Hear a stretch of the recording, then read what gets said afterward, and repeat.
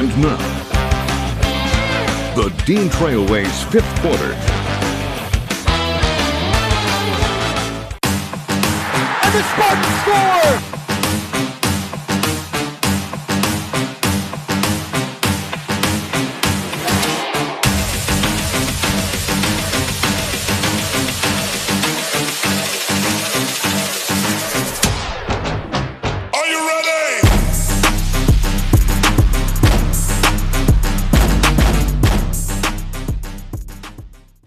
Well, we have a number of highlights to get to tonight, but first, we want to start off by quickly mentioning that Michigan has named offensive coordinator Sharon Moore its new head football coach. We will have much more tomorrow as he is having a press conference at 11 a.m. So, in the meantime, let's now focus on our high school athletes. Thanks for tuning in. The Dean Trailways fifth quarter. I'm Ian Kress. And I'm Haley Schoengard. Our big game tonight featured the top two girls teams in the CMAC who were looking to bounce back from overtime losses on Wednesday. Oh boy, did this game live up to the hype. We are getting right to the meat and potatoes. Less than 6 minutes to go in this one, and who other than Aubrey Shively gets it up and in to knot this game at 30 y'all. But on the other end, check out this unreal hook shot from the freshman Isabella Hoffman, who pushes the Eagles back in front by 1.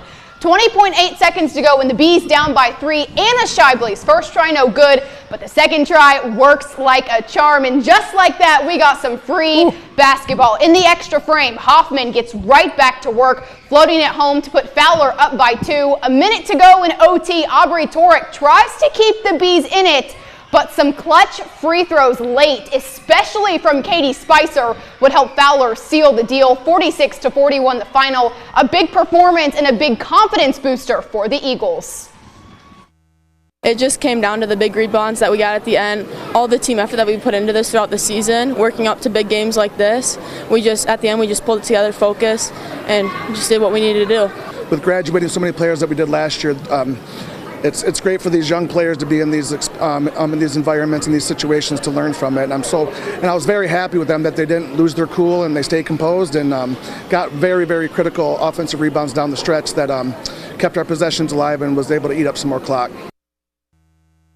Well, what a game. Dansville beat Fowler in double overtime on Wednesday and was looking to keep pace with the Eagles in the conference standings as they welcomed in Potterville. First half, Regan Griffith lets it fly from downtown and connects on the triple to give the Aggies a 19-point lead. And fellow senior Megan Zeitz was doing what she does best. The steal and the score increases the Dansville lead. Now, Potterville went on a run to close out the first half as Kyra Marciniak gets the bucket with a defender in her face. However, it's Dansville who wins big, 57-32, improving to 7-2 in CMAC play.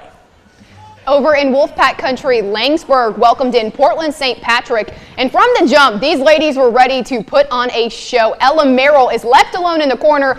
She splashes home the 3 of her team-high 15 points, but on the other end, the Shamrocks were firing too. Elena Meredith slices through the defense and gets the deuce to put Portland St. Pat, that's a tongue twister, in front. Both teams will go back and forth before Addison Schurer pulls up from behind the arc, cash money. Portland St. Pat picks up the road dub, 58-48 the final. And shout out to Graceland Rocky, who dropped a career-high 32 points. Wow, that is certainly impressive. That conference is going to be fun to watch over the last month of the regular season. Yeah, and that is sure a tongue twister. Yeah. Say that 3 times fast. Portland St. Pat. I'll pass.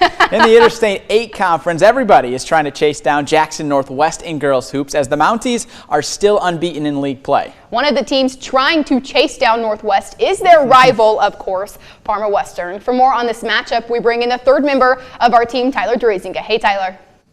Hey, guys. Yeah, the closest game Jackson Northwest has played in conference this year was their first meeting with Parma Western, which they won by just 3, 43-40. Tonight, the Panthers got their chance at revenge on their home floor. Parma raced out to the early lead, but here come the Mounties in the second quarter. Mara Mitchell pokes it away, races down court, and lays it in, plus the foul. Northwest down just 1, 19-18. Moments later, the Mounties swing it to the top of the key for Ashley Weller, and she buries the 3. It was all knotted up at 21 at the half. It was a defensive battle for most of the night, but points came in bunches late in the third. Bailey Stewart knocks through the corner 3 to put the Panthers up 1. Then Emerson Carroll drives and kicks to Lucy Bivens, who hits a corner 3 of her own to force Parma Western to take a timeout. Then with time winding down in the third quarter, Ashley Weller steps back and banks home a rainbow three at the buzzer. She finished with 14 points as Northwest wins 53-43, inching one step closer to that conference championship. We challenged our girls to do the little things and play hard, and we talked about championship moments, battling for loose balls and just doing the little things if they want to be champions, and they bought into that and had girls just give 100% effort, and that's all we can ask for. That's all you can ask for. Well, exactly. It's time for us to take our first break of the night, and when we come back, we're shifting to the boys' side, which featured some intriguing matchups tonight. Yeah, first we are stopping by Holt, where the Rams welcomed in a team they are very familiar with in the Mason Bulldogs. That's right. Plus, two of the top teams in the Catholic League squared off down in Jackson. Who would get handed their first conference loss of the season? Find out when the Dean Trailways fifth quarter returns.